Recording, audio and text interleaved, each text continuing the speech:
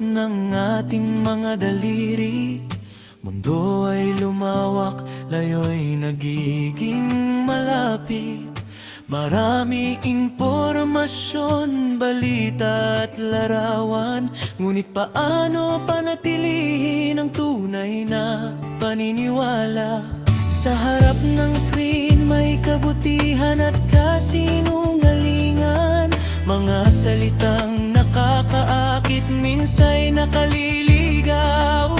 Kailangang maging matalino, may pusong nakabantay upang hindi maligaw sa agos ng panahon. Hindi hadlang ang makabagong pamamaraan sa pagmamahal at paglilingkod sa may kapal.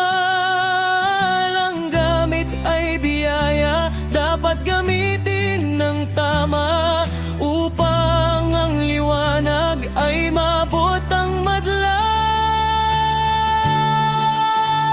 Kristiyano sa digital age, panatilihin ang pananampalataya sa bawat post, mensahe at kwentong ibabahagi. Maging halimbawa ng katotohanan at kabutihan. Kristiyano sa digital age, huwag malunod sa ingay ng panahon. Ang puso ay nakatuon sa tamang landas, kasama ang Diyos sa bawat hakbang.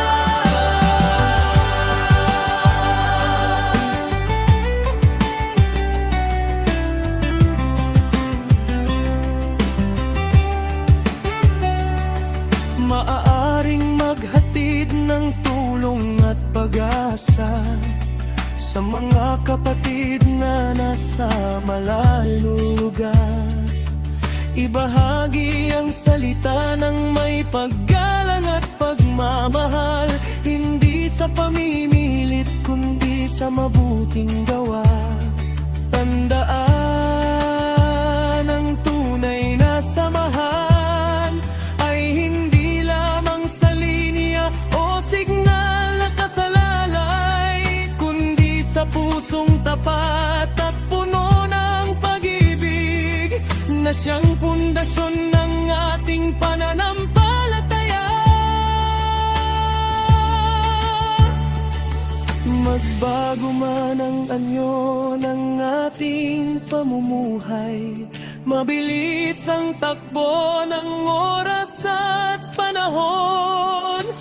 Ang katotohanan ng ating paniniwala ay mananatiling matibay, hindi magbabago. Kristiyano sa digital age, panatilihin ang pananampalataya sa bawat post, mensahe at kwentong ibabahagi. Maging halimbawa ng katotohanan at kabutihan. Kristiyano sa digital age, huwag malunod sa ingay ng panahon. Ang puso ay nakatuon sa tamang landas, kasama ang Diyos sa bawat hakbang.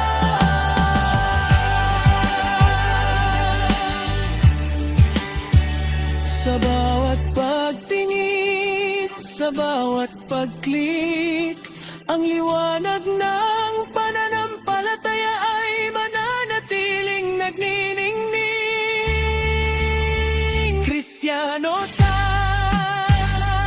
digital age,